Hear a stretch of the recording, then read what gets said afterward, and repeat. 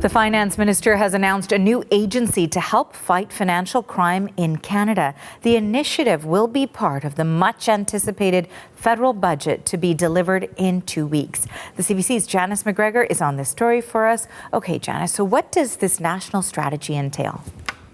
Well, a few different component parts. Of course, no one said it's easy to go after phone spammers and online scammers. These financial crimes getting more and more complex, particularly when it involves large-scale money laundering and organized crime and people participating in these activities who aren't even based in Canada. The government realizing it cannot do this alone. It is going to need the cooperation of banks and financial institutions. So part of it is going to be some legislation changing the Bank Act, requiring these financial institutions to have policies in place to protect their customers from these scams, and also to mitigate the harm, like allowing people to have more control over their transaction limits and some of the other things on their accounts that sort of people have been taking advantage of. There's also some language here about exploring new policies they could get in place with respect to, for example, cell phone companies, again, to enlist them in fighting back against spam calls and fraudulent, impersonation of people. That is another way that people get fooled. Of course, a lot of them already doing this proactively for their customers. And there's a final piece here, particularly with respect to those most vulnerable to economic abuse. You think of seniors, you think of newcomers. They say they want to develop a code of conduct that will prevent people from being coerced. Of course, sometimes these frauds, this harm is done not by someone in a faraway place, but by someone close to a vulnerable individual, and it really hurts their economic independence after they get taken advantage of like that. But as you say, the centerpiece will be this new financial crimes agency. No price tag here, even though this was billed as a pre-budget measure. Unclear exactly how much it's going to cost, but something the Liberals have been promising since 2021, the previous election campaign to this one. Why did it take them so long? Well, the finance minister today said he is finally the one who's taking this on board and going to get it done. You need something different. This is about, if you look at the financial crime unit in the United Kingdom, or if you look at the FBI units that are doing that, you need specialized people. We'll be attracting the best. We'll take people from different parts of the government of Canada, that would be interested to join that organization, because fighting financial crime in the 21st century is something very complex.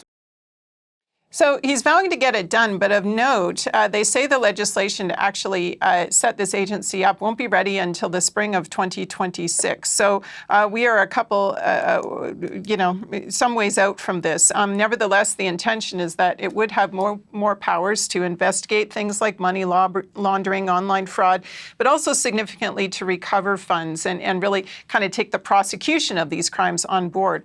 Tyler Meredith is a former advisor to former Prime Minister Justin Trudeau. He was talking on CBC News Network earlier today about how in the past it wasn't really clear whose jurisdiction this kind of an agency would fall under, and that perhaps has held back progress.